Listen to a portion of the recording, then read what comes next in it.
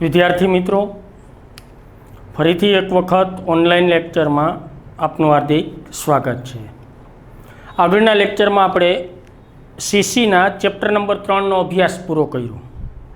આંતરવિભાગીય અને કર્મચારી વિષયક પત્રવ્યવહાર એવું ચેપ્ટર હતું, જેને આપણે બે પાર્ટમાં થિયરી, એક આંતરવિભાગીય પત્રવ્યવહાર અને બીજું કર્મચારી વિષયક પત્રવ્યવહાર, એની થિયરી આપણે પૂરી કરી।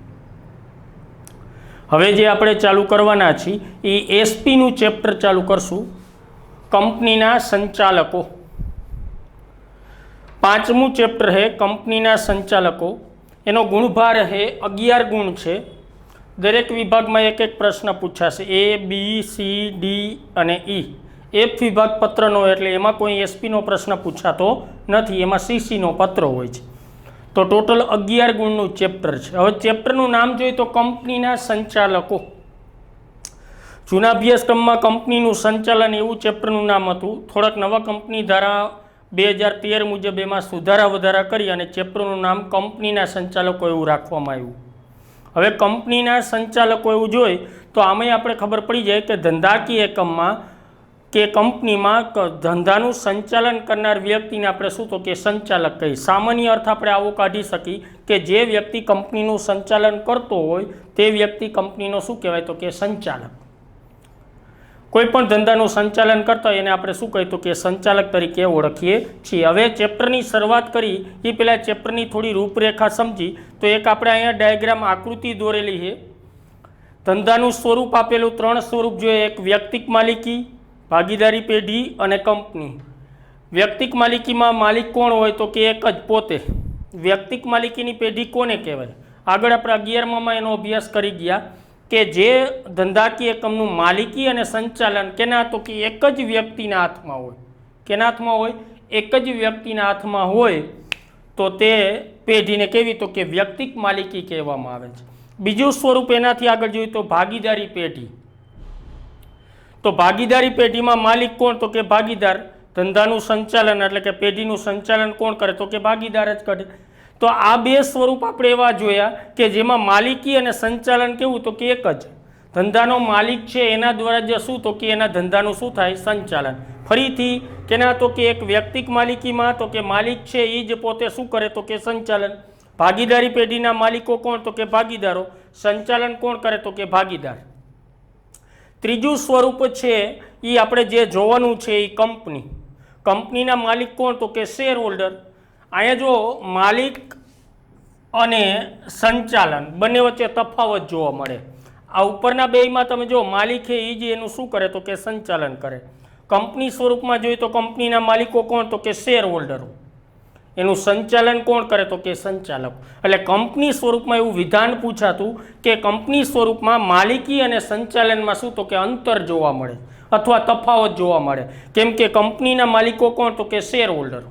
હવે શેર હોલ્ડરો દ્વારા કંપનીનું સંચાલન શું કામ નથી થતું તો કે શેર હોલ્ડરો એક તો શું તો કે વધુ પ્રમાણમાં હોય, બીજું જુદી જુદી જગ્યાએ શું તો કે વિકેન્દ્રિત થયેલા હોય, બીજું એની પાસે કોઈ વિશિષ્ટ સંચાલકીય કુનેહ હોતી નથી। કુનેહ એટલે આવડત। આથી તેમના દ્વારા ચૂંટાયેલા તેમના પ્રતિનિધિઓ એટલે કોણ તો કે સંચાલકો દ્વારા કંપનીનું સંચાલન થાય છે। જો વિધાન તમને પૂછે કે કંપની સ્વરૂપમાં માલિકી અને સંચાલનમાં શું જોવા મળે તો કે અંતર જોવા મળે છે। 2 માર્કમાં પૂછે તો આપણે કેવું પડે કે કંપનીના માલિકો કોણ તો કે શેર હોલ્ડરો જે જુદી જુદી જગ્યાએ વિકેન્દ્રિત થયેલા હોય છે।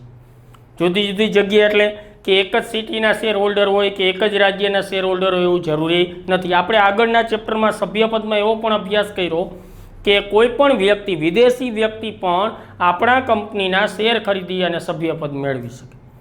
તો એક તો જુદી જુદી જગ્યાએ વિકેન્દ્રિત હોય, બીજું કે એની પાસે કોઈ વિશિષ્ટ સંચાલકીય કુનેહ નથી હોતી।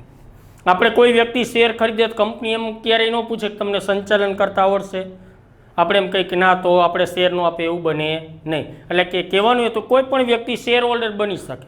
એટલે કે એક તો જુદી જુદી જગ્યાએ શું થયેલા તો કે વિકેન્દ્રિત થયેલા, બીજું તેની પાસે કોઈ વિશિષ્ટ સંચાલકીય કુનેહ કે આવડત હોતી નથી। આથી તેમના દ્વારા ચૂંટાયેલા પ્રતિનિધિઓ એટલે કે કોણ તો કે સંચાલકો દ્વારા કંપનીનું સંચાલન કરવામાં આવે છે। તો વિદ્યાર્થી મિત્રો, આપણે જે અભ્યાસ કરવાનો છે એ બે પાત્રનો અભ્યાસ કરવાનો, કંપનીના એક સંચાલકો। હવે સંચાલકોમાં પણ તમને ખબર છે સંચાલકના જુદા જુદા પ્રકાર છે। સ્વતંત્ર સંચાલક હોય, નોમિની ડાયરેક્ટર હોય, સ્ત્રી ડિરેક્ટર હોય, અલગ અલગ પ્રકારના અવેજી સંચાલક હોય, વધારાના સંચાલક હોય, અલગ અલગ પ્રકારના સંચાલકની નિમણૂક કરવામાં આવતી હોય. હવે કહેવાનું હતું કે કંપનીના માલિકો કોણ? તો કે શેર હોલ્ડરો. એ કંપનીનું સંચાલન કરતા નથી. તો કોણ કરે? તો કે એના દ્વારા ચૂંટાયેલા તેમના પ્રતિનિધિઓ. એટલે કોણ? તો કે સંચાલકો. એનો મિનિંગ શેર હોલ્ડરો એ કંપનીના માલિક, પણ એના દ્વારા સંચાલન થતું નથી. સંચાલન કોણ કરે? તો કે સંચાલકો. આથી એમ કહી શકાય કે કંપનીના માલિકો એટલે કે શેર હોલ્ડરો દ્વારા ચૂંટાયેલા તેમના પ્રતિનિધિઓ એટલે કે સંચાલકો, જેના સમૂહને કહેવાય સંચાલક મંડળ. શું કહેવાય? સંચાલક મંડળ. ઇંગ્લિશમાં એને કહેવામાં આવે બોર્ડ ઓફ ડાયરેક્ટર અથવા ડિરેક્ટર તરીકે ઓળખવામાં, જેના દ્વારા શું? તો કે કંપનીનું સંચાલન કરવામાં આવે છે. હવે આપણે આ બે આખા ચેપ્ટરમાં જે અભ્યાસ કરવાનો હોય બે, એક તો સંચાલકો. હવે સંચાલકો પણ તમને ખબર દરરોજ કંપની આવતા હોતા નથી. સંચાલકો હોય એ દરેક સંચાલકને પોતાની આવડત મુજબ કંપનીમાં કામની ફાળવણી થયેલી, એટલે સંચાલકો પણ દરરોજ કંપની આવે એવું જરૂરી હોતું નથી. તો કંપનીના રોજબરોજના કાર્યો પર કોણ દેખરેખ રાખે? તો કે સંચાલકમાંથી એક સંચાલકને ચૂંટી કાઢવામાં આવે જે રોજબરોજના કાર્યો ઉપર દેખરેખ રાખે, જેને આપણે મેનેજિંગ ડાયરેક્ટર કહેવામાં આવે. શું કહેવામાં આવે? Managing director. તો સંચાલક અને મેનેજિંગ ડાયરેક્ટર વિશે આપણે સમજૂતી મેળવવાની. પહેલે જે આપણે બધી બાબતોની ચર્ચા કરશું એ સંચાલકની કરશું. સંચાલકની સત્તા, ફરજો, જવાબદારીઓ, અધિકારો, સંચાલકનો હોદ્દો કેવી રીતે ખાલી થાય, સંચાલકનો કાનૂની દરજ્જો, એની ચર્ચા કરશું. પછી આપણે મેનેજિંગ ડિરેક્ટરની ચર્ચા, અને પછી આપણે સંચાલક અને મેનેજિંગ ડાયરેક્ટર વચ્ચેનો તફાવત, જે સૌથી મોસ્ટ એમ્પી તફાવત ગણાય છે. આ ચેપ્ટરનો સૌથી વધુ વખત 4 માર્કમાં જો પ્રશ્ન પૂછાતો હોય તો એ સંચાલક અને મેનેજિંગ ડિરેક્ટર અથવા ડાયરેક્ટર અને મેનેજિંગ ડિરેક્ટર. સંચાલકને ઇંગ્લિશમાં ડાયરેક્ટર અથવા ડિરેક્ટર તરીકે ઓળખવામાં આવે. ગુજરાતીમાં સંચાલકોનો સમૂહ એને આપણે કીધું સંચાલક મંડળ, અને ઇંગ્લિશમાં એને કહેવાય બોર્ડ ઓફ ડિરેક્ટર તરીકે ઓળખવામાં આવે છે. હવે આપણે પ્રશ્ન ઉપર જાય તો પહેલો પ્રશ્ન આ ચેપ્ટરનો છે, સંચાલકનો અર્થ અથવા વ્યાખ્યા આપી તેનો કાનૂની દરજ્જો જણાવો. તમને આખો પ્રશ્ન બોર્ડમાં મોટે ભાગે પૂછાતો નથી, પણ સંચાલકના કાનૂની દરજ્જો 4 પ્રકારનો છે, જે આપણે આગળ અભ્યાસ કરશું. એમાંથી કોઈ પણ પ્રકાર તમને 2 થી 3 માર્કમાં ટૂંકનોંધ તરીકે પૂછવામાં આવે. ક્યારેક તમને સંચાલકનો અર્થ આપો એવો પણ પ્રશ્ન પૂછે, અથવા સંચાલકની વ્યાખ્યા આપો એવો પણ પ્રશ્ન પૂછે. પણ કેટલી વખત એના અનુસંધાનમાં તમને 1 માર્કનો પ્રશ્ન પૂછે તો એના માટે આપણે શું? તો કે એક પ્રસ્તાવના લખીએ. પ્રશ્ન લખશું એ પહેલાં આપણે પ્રસ્તાવના લખશું. પેલી પ્રસ્તાવનામાં આપણે કીધું કે કંપની કૃત્રિમ વ્યક્તિત્વ ધરાવે છે. આગળ પણ ચર્ચા કરી હતી સભ્યપદમાં કે કંપની આપણા જેવું જીવંત વ્યક્તિત્વ નથી. શું કામ કૃત્રિમ વ્યક્તિત્વ ધરાવે છે? તો કે કંપની અસ્તિત્વમાં આવે કેના દ્વારા? તો કે કાયદા દ્વારા. અને કંપનીનો અંત પણ કેના દ્વારા થાય? તો કે કાયદા દ્વારા. એટલે એ આપણા જેવું જીવંત વ્યક્તિત્વ ધરાવતી નથી, અને કૃત્રિમ વ્યક્તિત્વ ધરાવતી હોવાને કારણે જ કંપની અન્ય કંપની સાથે, અન્ય પક્ષકાર સાથે કરાર પણ કરી શકે અને કોઈ પણ વ્યવહાર પણ પોતાના નામથી કરી શકે. બીજું આપણે પણ કંપનીમાં તમને ખબર ઘણી બધી મિલકત હોય. ઘણી બધી શું હોય? તો કે મિલકત હોય. હવે આ જે મિલકતો છે એ કંપનીમાં કોના નામે હોય? તો કે કંપનીના માલિકો કોણ? ખરેખર કોઈ પણ ધંધામાં સામાન્ય રીતે એવું આપણે જોતા હોય કે ધંધામાં મિલકત છે એ એના માલિકના નામે હોય. એકાંકી પેઢી હોય તો એનો માલિક એના નામે જ મિલકત હોય. ભાગીદારી પેઢીમાં માલિકો કોણ? તો કે ભાગીદાર એના નામે જ મિલકત હોય. કંપનીના માલિકો કોણ? તો કે શેર હોલ્ડર. તો એનો મિનિંગ આપણે એવું સામાન્ય રીતે સમજી શકીએ કે કંપનીમાં મિલકતો કોના નામે હશે? તો કે શેર હોલ્ડરના નામે. ખરેખર કંપનીમાં મિલકતો શેર હોલ્ડરના નામે હોતી નથી. શું કામ? તો કે આપણે અહીંયા જ કીધું કે કંપનીએ કેવું હતું કે કૃત્રિમ વ્યક્તિત્વ ધરાવે. યાદ રાખજો, 1 માર્કમાં તમને પ્રશ્ન પૂછે કે કંપની કેવું વ્યક્તિત્વ ધરાવે? કૃત્રિમ વ્યક્તિત્વ. એટલે કંપની પોતાના નામથી મિલકત ધારણ કરી શકે. ભલે કંપનીના માલિકો આપણે જોઈએ કે શેર હોલ્ડરો, પણ કંપનીની મિલકત કોના નામે હોય? તો કે કંપનીના. શું કામ? તો કે કંપનીએ કેવું તો કે કૃત્રિમ વ્યક્તિત્વ ધરાવે. હવે કૃત્રિમ વ્યક્તિત્વ ધરાવતી હોય તો સ્વાભાવિક રીતે આપણે માની શકીએ કે એનું અસ્તિત્વ કૃત્રિમ રીતે છે.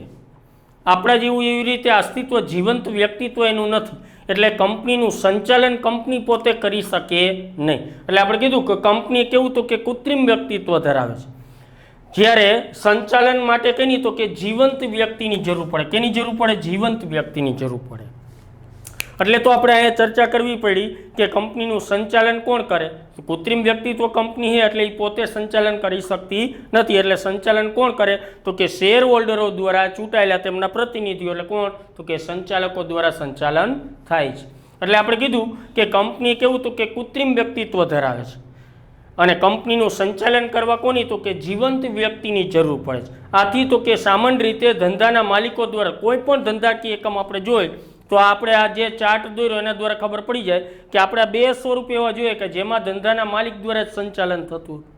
એકાંકી પેઢીમાં માલિક, ભાગીદારી પેઢીમાં માલિક કોણ? તો કે ભાગીદારો. સંચાલન કોણ કરે? તો કે ભાગીદારો.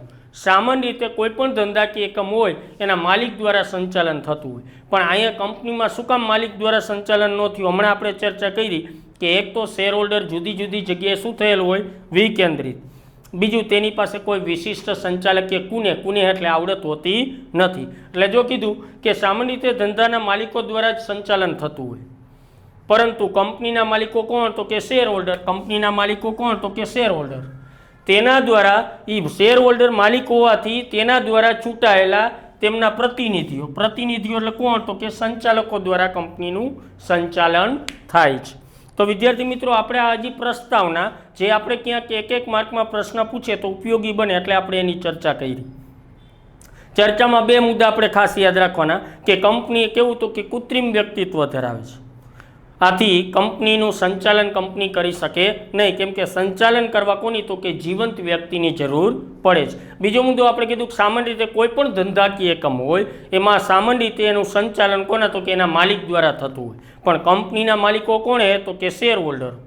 આથી તેના દ્વારા ચૂંટાયેલા તેમના પ્રતિનિધિઓ એટલે કે સંચાલકો દ્વારા કંપનીનું સંચાલન થાય છે.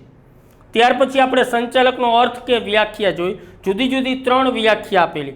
એક કંપની ધારા મુજબ અને બીજું જુદા જુદા સંચાલકોએ આપેલી વ્યાખ્યા છે. જુદા જુદા લેખકો નિષ્ણાંતો જે ધંધાના છે એને બે વ્યાખ્યા આપેલી છે. કંપની ધારા મુજબ જે વ્યાખ્યા આપેલી એ સામાન્ય વ્યાખ્યા છે, પણ આપણે યાદ રાખવામાં બીજી અને ત્રીજી બે વ્યાખ્યા છે એમાંથી કોઈ પણ એક વ્યાખ્યા યાદ રાખવાનો આપણે પ્રયત્ન કરવાનો. હવે કંપની ધારા મુજબ વ્યાખ્યામાં તમે જોઈ તો આપણે હમણાં ચર્ચા કરી, પણ કંપની ધારા મુજબની જે વ્યાખ્યા છે એમાં કોઈ આપણે સાબિત કરી શકતા નથી. કેમ કે કંપની ધારા મુજબ એને સંચાલકની શું વ્યાખ્યા આપી કે સંચાલક એટલે કેવી? તો કે સંચાલક એટલે કેવી વ્યક્તિ? કંપની ધારા મુજબ સંચાલક એટલે તો કે કંપનીના સંચાલક મંડળમાં નિમાયેલ સંચાલક. સંચાલક એટલે એવી વ્યક્તિ કે જે સંચાલક મંડળમાં નિમાયેલ. હવે આ વ્યાખ્યા ઉપરથી આપણે કોઈ બીજા મુદ્દા ફલિત થતા નથી, એટલે કે કોઈ વિશેષ સમજૂતી સંચાલકની એમાં જોવા મળતી નથી. કંપની ધારામાં ટૂંકમાં એમ કીધું કે સંચાલક એટલે એવી વ્યક્તિ કે જેનો સંચાલક મંડળમાં સમાવેશ થયેલો હોય. સંચાલક એટલે કેવી વ્યક્તિ? તો કે જેનો સંચાલક મંડળમાં સમાવેશ. એટલે કંપની ધારા મુજબ જે વ્યાખ્યા આપેલી એમાં બહુ આપણે ચર્ચા કે એનો સંચાલકનો વિસ્તૃત સમજ એમાંથી મળી શકતી નથી, પરંતુ બાકીની બે વ્યાખ્યા બહુ સારી છે. જો આપણે સમજીએ તો બહુ વ્યવસ્થિત રીતે અને સરળતાથી યાદ રહી જાય એના માટેની ટ્રીક પણ આપણી પાસે છે. હવે બીજી વ્યાખ્યા કીધી કે સંચાલક એટલે એવી વ્યક્તિ કે જે કંપનીના સમગ્ર સંચાલન, ત્રણ શબ્દ તમારે યાદ રાખવાના: સંચાલન, દોરવણી અને અંકુશ. બીજી વ્યાખ્યા માટે તમારે ત્રણ શબ્દ યાદ રાખવાના: સંચાલન, દોરવણી અને અંકુશ. હવે તમને વાણિજ્ય વ્યવસ્થામાં પણ તમે ભણી ગયા કે દોરવણી અને અંકુશ એ સંચાલનના જ કાર્યો છે. એમાં અંકુશ તો તમને ખબર સંચાલનનું કેવું તો કે અંતિમ કાર્ય છે. સંચાલક એટલે કેવી વ્યક્તિ? જે શું તો કે કંપનીના સમગ્ર સંચાલન, દોરવણી અને છેલ્લું કાર્ય કેવું તો કે અંકુશ. ત્રણ શબ્દ યાદ રાખવાના: સંચાલન, એમાં શું જરૂર પડે તો કે દોરવણી, અને અંતે શું હોય તો કે અંકુશ. આમ યાદ રાખવાનું.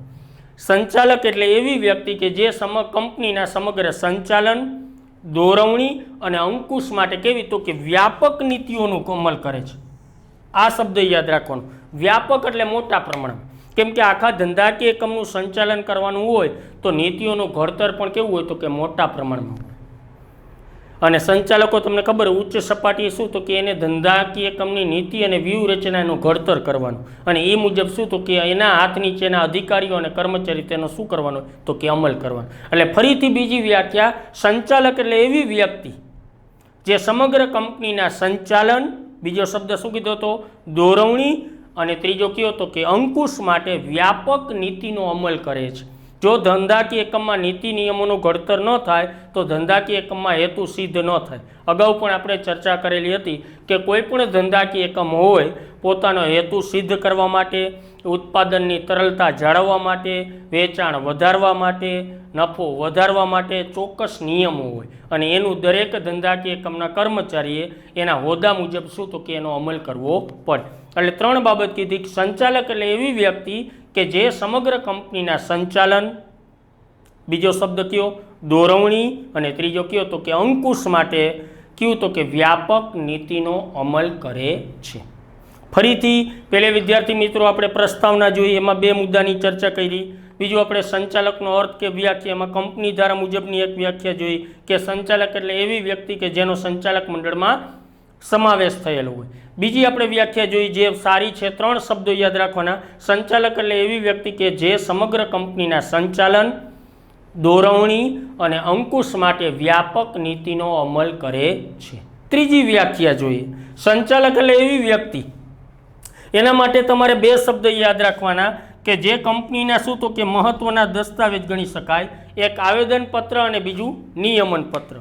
2 યાદ રાખવાના. સંચાલક એટલે એવી વ્યક્તિ કે જે શું તો કે આવેદનપત્ર અને નિયમનપત્ર. અગાઉ પણ ચર્ચા કરી હતી, હવે આપણે એમાં ચર્ચા બહુ નહીં કરી, પણ આવેદનપત્ર એ કંપનીનો કેવો તો કે પાયાનો અને મૂળભૂત દસ્તાવેજ જે દરેક કંપની માટે તૈયાર કરવો શું તો કે ફરજિયાત. અને બીજો એનો ગુણ કે પૂરક દસ્તાવેજ એટલે કયો તો કે નિયમનપત્ર. એકને મેમોરેન્ડમ ઓફ એસોસિએશન કહેવાય જેને આવેદનપત્ર, અને નિયમનપત્રને ઇંગ્લિશમાં કહેવાય આર્ટિકલ્સ ઓફ એસોસિએશન. એટલે ખાસ ધ્યાન રાખજો, ક્યારેક મેમોરેન્ડમ કે આર્ટિકલ્સ કહીએ તો મેમોરેન્ડમ એટલે આવેદનપત્ર અને આર્ટિકલ્સ એટલે નિયમનપત્ર. ઓમાં આપણે કેટલા શબ્દો યાદ રાખ્યા? 3. બીજી વ્યાખ્યામાં સંચાલન, બીજું દોરવણી અને ત્રીજું કયું તો કે અંકુશ. અહીંયા 2 શબ્દો યાદ રાખવાના અને સામે 2 શબ્દો. આ યાદ રાખવા માટેની ટ્રીક 2 આપણે દસ્તાવેજના નામ યાદ રાખવાના. કયા તો કે એક આવેદનપત્ર અને બીજું નિયમનપત્ર. સામા 2 શબ્દો કયા તો કે નીતિ અને વ્યૂહરચના. નીતિ અને વ્યૂહરચના. તો જો સંચાલક એટલે એવી વ્યક્તિ કે જે આવેદનપત્ર અને નિયમનપત્રને આધીન રહે. આધીન તમને ખબર છે કે કોઈ પણ કંપનીનું આવેદનપત્ર એ બંધારણ છે, એની મર્યાદામાં રહીને કાર્ય કરવાનું. આગળ પણ આપણે ચર્ચા કરશું કે કંપનીનું સંચાલન કોણ કરે તો કે સંચાલકો. ભલે સંચાલકો સંચાલન કરે પણ એ સંચાલકે આવેદનપત્રની મર્યાદામાં રહીને કાર્ય કરવાનું. જો કોઈ સંચાલક આવેદનપત્રની ઉપરવટ જઈને એટલે કે આ દસ્તાવેજની ઉપરવટ જઈને કામ કરે તો એ વ્યક્તિગત રીતે જવાબદાર બને. કેવી રીતે તો કે વ્યક્તિગત રીતે, કેમ કે આવેદનપત્ર એ કંપનીનું બંધારણ છે. અને આમે તમને ખબર, આપણે 11મા મહિના લક્ષણોમાં એક લક્ષણ જોયું હતું કે આવેદનપત્ર એ બાહ્ય પક્ષકારો સાથેના સંબંધો પ્રસ્થાપિત કરે છે. કોઈ પણ ધંધાકીય કંપનીમાં કોઈ પણ રોકાણકાર રોકાણ કરતા પહેલાં એના આવેદનપત્રનો અભ્યાસ કરે, એના હેતુઓ જોવે. જો એને યોગ્ય લાગે તો જ એમાં શું તો કે રોકાણ કરવા પ્રેરે. એટલે કોઈ કંપની પોતાના બંધારણ એટલે કે આવેદનપત્રની ઉપરવટ જઈને કાર્ય કરી શકે નહીં. અને જો કરે તો એને સત્તા બહારનું કાર્ય કહેવાય. કેવું કહેવાય? સત્તા બહારનું કાર્ય. એને ઇંગ્લિશમાં અલ્ટ્રા વાયર્સ તરીકે ઓળખવામાં આવે. શું કહેવામાં આવે? અલ્ટ્રા વાયર્સ તરીકે ઓળખવામાં આવે છે. તો ત્રીજી વ્યાખ્યા જોઈ. 2 શબ્દ યાદ રાખવાના. 2 દસ્તાવેજને સામે 2 શબ્દો, આવેદનપત્ર અને નિયમનપત્ર. સામે શું તો કે નીતિ અને વ્યૂહરચના. તો આપણે જોયું કે સંચાલક એટલે કેવી તો કે એવી વ્યક્તિ કે જે આવેદનપત્ર અને નિયમનપત્રને આધીન રહીને એટલે તો એનાથી ઉપરવટ જઈ શકાય નહીં. એમાંથી ને આગળ જોઈએ તો નિયમનપત્ર તો હજી તમને ખબર છે કે કંપનીનો પૂરક કે ગૌણ દસ્તાવેજ છે અને દરેક કંપની માટે નિયમનપત્ર તૈયાર કરવું પણ ફરજિયાત નથી. એટલે કેટલી વખત નિયમનપત્રમાં ફેરફાર કરવો હોય તો સરળતાથી ફેરફાર થઈ શકે. શેર હોલ્ડરની સભામાં ઠરાવ પસાર કરી અને કંપનીના હિતમાં હોય તો એવો સુધારો સરળતાથી કરી શકે. પણ આવેદનપત્રમાં ફેરફાર થઈ શકે. પણ 11મામાં આપણે તફાવતમાં જોતા આવેદનપત્ર નિયમનપત્રમાં કે આવેદનપત્રમાં ફેરફાર કરવો કેવો તો કે મુશ્કેલ છે, જ્યારે નિયમનપત્રમાં સરળતાથી ફેરફાર થાય. એટલે આપણે કહેવાનું કે આવેદનપત્ર અને નિયમનપત્રને આધીન રહીને. બીજા 2 શબ્દ આપણે યાદ રાખવાના, નીતિ અને વ્યૂહરચના. ફરીથી આપણે બીજી વ્યાખ્યા જોઈ. બીજી વ્યાખ્યામાં આપણે 3 શબ્દ તમને યાદ રાખવાના કીધા હતા. એક સંચાલન, બીજું દોરવણી અને ત્રીજું અંકુશ. ફરીથી બીજી વ્યાખ્યા આપણે યાદ કરી લઈએ કે સંચાલક એટલે એવી વ્યક્તિ કે જે કંપનીના સમગ્ર સંચાલન, બીજું આપણે શું કીધું હતું, દોરવણી અને અંકુશ માટે કેવું તો કે વ્યાપક નીતિનો અમલ કરે છે.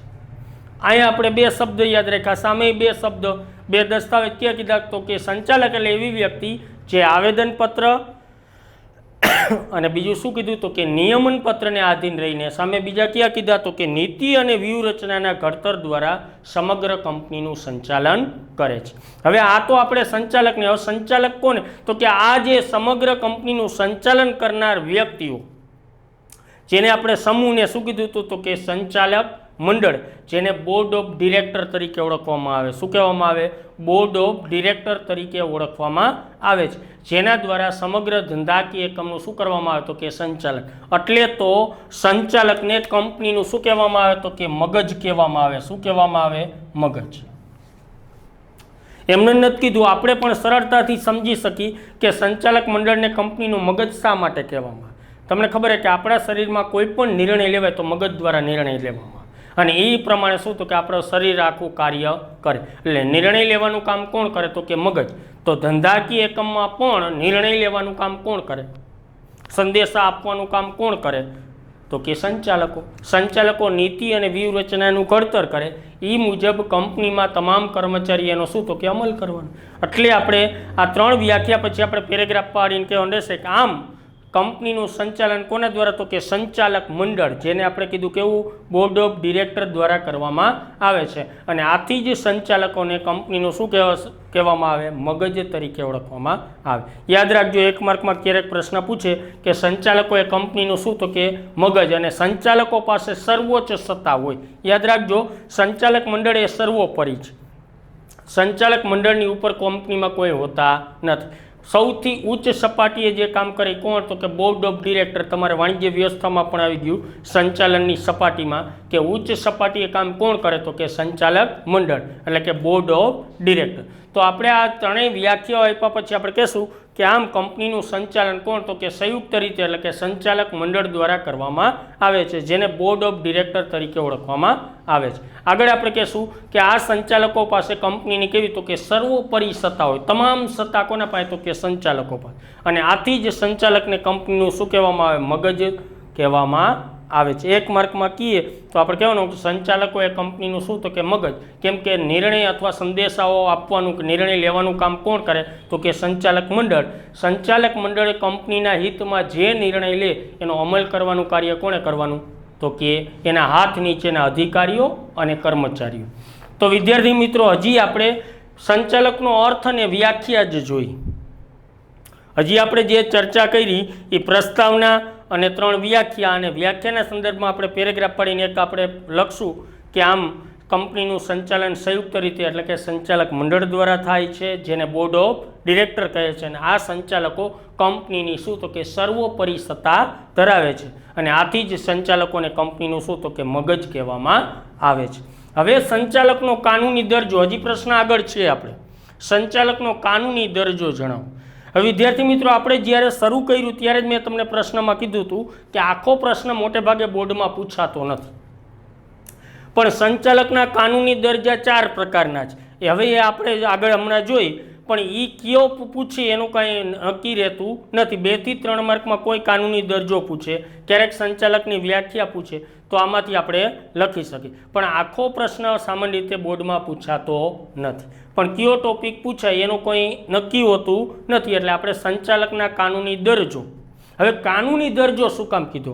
હમણાં આપણે ચર્ચા તો કરી કાનૂની દરજ્જાની, પણ કાનૂની દરજ્જો શું કામ કીધો તો કે સંચાલકનો જે દરજ્જો 4 પ્રકારનો નક્કી થયો એ જુદા જુદા અદાલતી ચુકાદાઓને આધારે નક્કી થયો. કેના આધારે?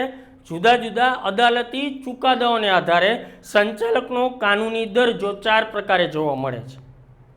ક્યાં ક્યાં તો કે એક સંચાલક તો કે પ્રતિનિધિ તરીકે. હમણાં આપણે જોઈ, પણ ચર્ચા ટૂંકમાં પહેલાં કરતા જઈએ. સંચાલકનો કાનૂની દરજ્જો, એમાં પહેલું શું તો કે સંચાલક પ્રતિનિધિ તરીકે. શું કામ પ્રતિનિધિ તરીકે? કેના પ્રતિનિધિ તો કે માલિક કોણ કંપનીના તો કે શેર હોલ્ડરો, એના દ્વારા ચૂંટાયેલા પ્રતિનિધિઓ એટલે કોણ તો કે સંચાલકો. તો પહેલો સંચાલકનો કાનૂની દરજ્જો રહ્યો એ કેવો તો કે સંચાલક પ્રતિનિધિ તરીકે. કેવો?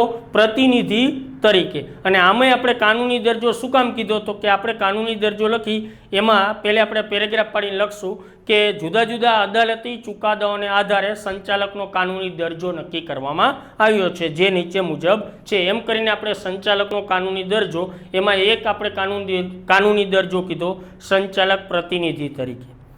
બીજો કાનૂની દરજ્જો છે એ સંચાલક વહીવટી ભાગીદાર તરીકે. હવે વહીવટ કરતા કોને કહેવાય? તો કે કોઈ પણ ધંધાકીય એકમનો કારોબાર સંભાળનાર વ્યક્તિને આપણે એમ કંઈક વહીવટ કરતા છે. વહીવટી ભાગીદાર શું કામ? તો કે આપણે તમને ખબર છે કે કંપનીનો વહીવટ કોણ કરે? તો કે સંચાલકો કરે. સંચાલકો તમને ખબર છે કે શેરને લગતો કોઈ પણ નિર્ણય હોય ને, શેરને લગતો એ કોઈ પણ નિર્ણય સંચાલકો સ્વતંત્ર રીતે લઈ શકે. એના માટે એને માલિકો એટલે કોણ? તો કે શેર હોલ્ડરને પૂછવું પડતું નથી. હમણાં જોઈએ એટલે ખબર પડી જાય. તમને ખબર ભાગીદારી પેઢીમાં માલિક કોણ? તો કે ભાગીદાર. સંચાલન કોણ કરે? તો કે ભાગીદાર. અહીંયા વહીવટી ભાગીદારનો શું કામ દરજ્જો દીધો એ વાત કરી.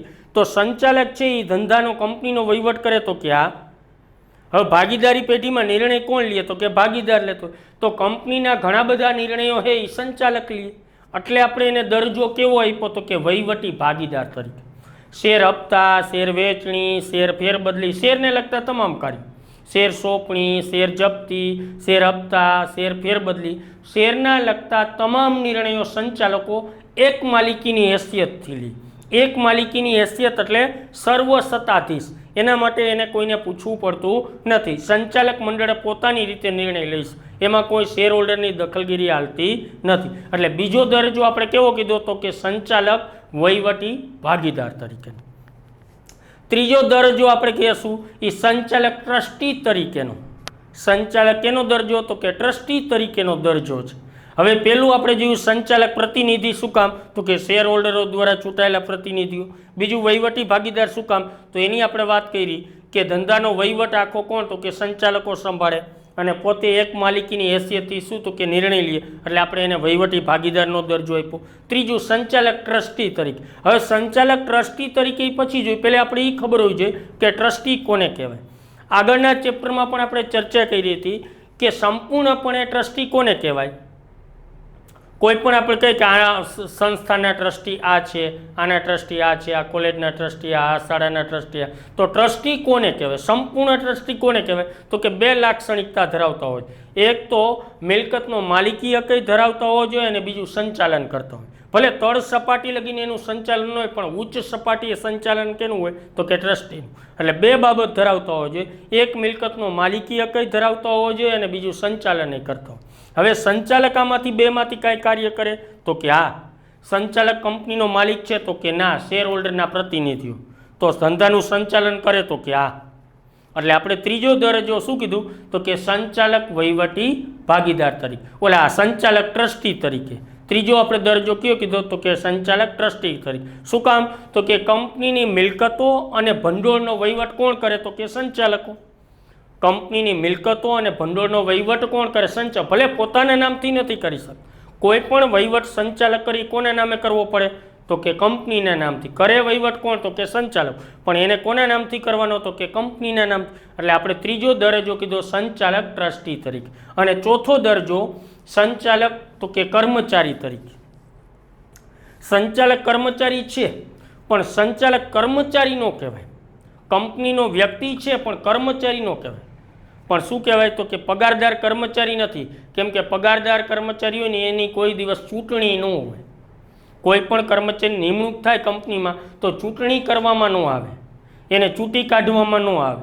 એનો સમયગાળો એવો ન હોય કે 1 વર્ષ 2 વર્ષ પછી એને કાઢી નાખવાનો, બીજા કર્મચારીને ચૂંટી કાઢવાનો, કાઢી નાખવાનો, ત્રીજા કર્મચારીને ચૂંટી કાઢવાનો. જ્યારે સંચાલકોની નિમણૂક શેર હોલ્ડરો કરે અને એ શેર હોલ્ડરના પ્રતિનિધિ છે અને એને ચૂંટી કાઢવામાં આવે. એટલે સંચાલક પગારદાર કર્મચારી નથી. ભલે સંચાલક કંપનીનો જે એક વ્યક્તિ છે પણ પગારદાર કર્મચારી નહીં, પણ કેવો? તો કે અધિકારી ગણાય, કર્મચારી ગણાતો નથી. અને પગાર હંમેશા કેવો હોય? તો કે ફિક્સ હોય. પગાર કેવો હોય? તો કે ફિક્સ હોય દર મહિને. જ્યારે સંચાલકને મહેનતાણું મળે, પગાર મળે નહીં પણ શું મળે? મહેનતાણું. અને એ કેના ઉપર આધારિત હોય? તો કે કંપનીના નફા ઉપર આધારિત. કેના ઉપર હોય? નફા ઉપર. કર્મચારીની નિમણૂક આપણે જોયું આગળના સીસીના ચેપ્ટરમાં કે જુદી જુદી કસોટી લઈ અને આપણા હોદ્દાને અનુરૂપ હોય એટલે આપણે નિમણૂક કરી. જ્યારે સંચાલકની એવી રીતે નિમણૂક ન થતી, શેર હોલ્ડરો દ્વારા ચૂંટી કાઢવામાં, એટલે ચૂંટણી દ્વારા એની નિમણૂક થાય. એટલે આપણે કહી શકીએ કે સંચાલક કર્મચારી તરીકે દરજ્જો હોય પણ પગારદાર કર્મચારી નહીં. કોણ? તો કે અધિકારી. કેટલાક કાર્યો માટે કંપનીના અધિકારીઓ છે. શું કામ? તો કે કંપનીના અતિ મહત્વના નિર્ણય કોણ લે? તો કે સંચાલકો લે. એટલે આપણે કહી શકીએ કે તે પગારદાર કર્મચારી નથી, પરંતુ કેટલાક નિર્ણયો માટે, કેટલાક કાર્યો માટે કંપનીના શું? તો કે અધિકારીઓ છે. તો આપણે હવે સંચાલકનો કાનૂની દરજ્જાની ટૂંકમાં ચર્ચા કરી. કેવી રીતે? ટૂંકમાં. હવે પછી આપણે સંચાલકનો કાનૂની દરજ્જો જોશું અને દરેકની વિગતવાર સમજૂતી મેળવશું. એટલે તમને ખબર પડશે કે સંચાલકના 4 કાનૂની દરજ્જા જોઈએ. એક સંચાલક પ્રતિનિધિ તરીકે, બીજું સંચાલક વહીવટી ભાગીદાર તરીકે, ત્રીજું સંચાલક તો કે ટ્રસ્ટી તરીકે, અને ચોથું સંચાલક કર્મચારી તરીકે. પણ આ ચારેયની ચર્ચાને અંતે આપણે એવું તારણ કાઢી શકશું કે સંચાલક સંપૂર્ણ ટ્રસ્ટી નથી, સંપૂર્ણ વહીવટી ભાગીદાર નથી, સંપૂર્ણ શું? તો કે પ્રતિનિધિ નથી કે કર્મચારી નથી, પરંતુ બધા જની અમુક લાક્ષણિકતાઓ ધરાવતા વિશ્વસનીય વ્યક્તિ. કેમ કે આખી કંપનીનો કારોબાર કોના ઉપર? તો કે સંચાલકો ઉપર હાલે. એટલે વિશ્વસનીય વ્યક્તિ છે, પણ ચોક્કસ આપણે એનો કાનૂની દરજ્જો નક્કી કરી શકીએ નહીં. તો વિદ્યાર્થી મિત્રો, આપણે સંચાલકનો અર્થ અને વ્યાખ્યા આપી, તેનો કાનૂની દરજ્જો સમજાવો એની આપણે ચર્ચા કરતા હતા. કાનૂની દરજ્જાની સમજૂતી આપણે માત્ર ને માત્ર કેવી? તો કે આપણે ઔપચારિક માહિતી મેળવી, જેના ઉપરથી તમને ખબર પડી જાય કાનૂની દરજ્જો એવો કેમ શબ્દ વાપર્યો. તો એની પણ આપણે વાત કરી કે જુદા જુદા અદાલતી ચુકાદાઓએ સંચાલકનો દરજ્જો નક્કી કર્યો, એટલે આપણે એને કેવો કીધો? કાનૂની દરજ્જો. અને એ કેટલા પ્રકારનો છે એનો પણ આપણે માહિતી મેળવી કે સંચાલકનો કાનૂની દરજ્જો કેટલા પ્રકારનો? તો કે 4 પ્રકારનો. તો હવે પછી વિદ્યાર્થી મિત્રો, આપણે હવે પછીના લેક્ચરમાં સંચાલકનો કાનૂની દરજ્જો ત્યાંથી આપણે આગળ ચર્ચા કરીશું અને દરેક દરજ્જાની વિગતવાર સમજૂતી મેળવશું. અને આ વિગતવાર સમજૂતીના અંતે આપણે એવું સાબિત કરશું કે સંચાલક એક પણ કાનૂની દરજ્જાની સંપૂર્ણ લાક્ષણિકતા ધરાવતો નથી. થોડે ઘણે અંશે એમાં શું? તો કે ફેરફાર જોવા મળે છે. સંપૂર્ણ લાક્ષણિકતા એની ધરાવતા નથી, પણ તેમ છતાં સંચાલકો એ કંપનીના શું? તો કે વિશ્વસનીય વ્યક્તિઓ છે. તો અહીંયા સુધી વિદ્યાર્થી મિત્રો આજે રાખીએ.